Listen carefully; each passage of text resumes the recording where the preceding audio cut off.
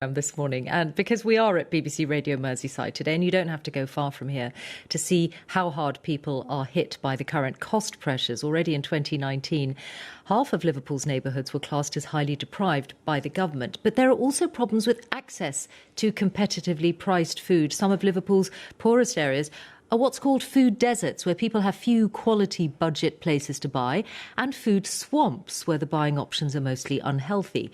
I've been walking in and around the city centre with Dr Naomi Maynard, who leads Liverpool City Region's Food Alliance, and that links up councils, public health and charities. We're here in Everton, which is one of England's top 10 most deprived food deserts. That means there's 2 or less convenience stores or supermarkets in this whole area.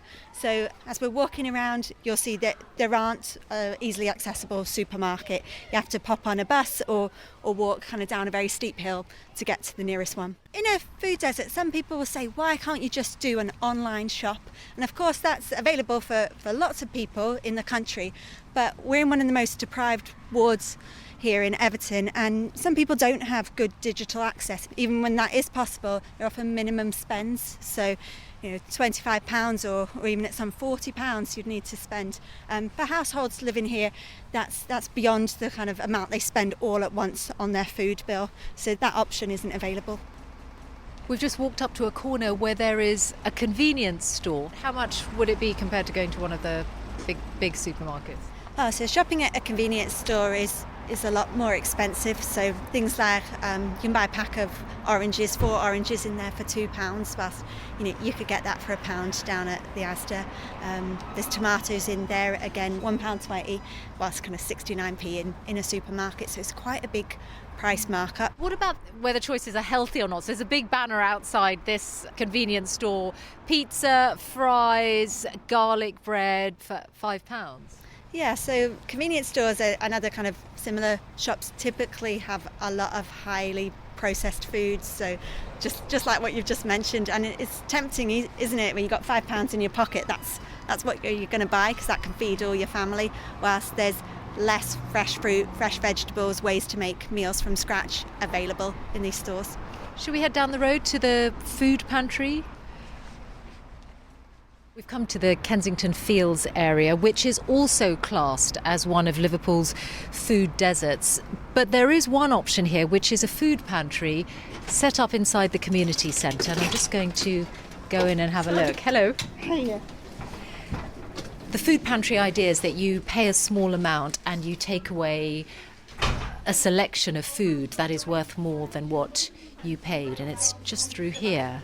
A large size room set up like a mini supermarket, where there's some fresh food on the side, some carrots, some mushrooms, some cabbages, and then lots of shelves of tinned and dry food. And this is one of those ideas that's trying to give something affordable and local to people who'd otherwise have to either go a long distance away or shop at those more expensive convenience stores.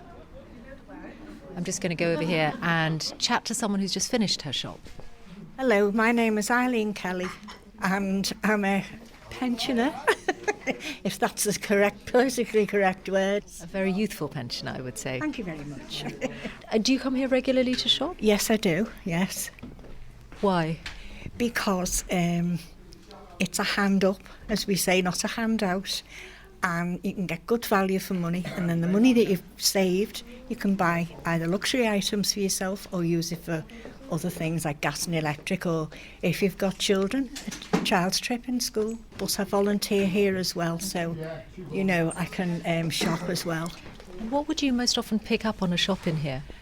Fruit, a couple of tin stuff perhaps, and breakfast cereal, and then a packet of sausages or something like that. You can always make a meal out of something you can buy here. Thank you so much. Thanks for talking to us.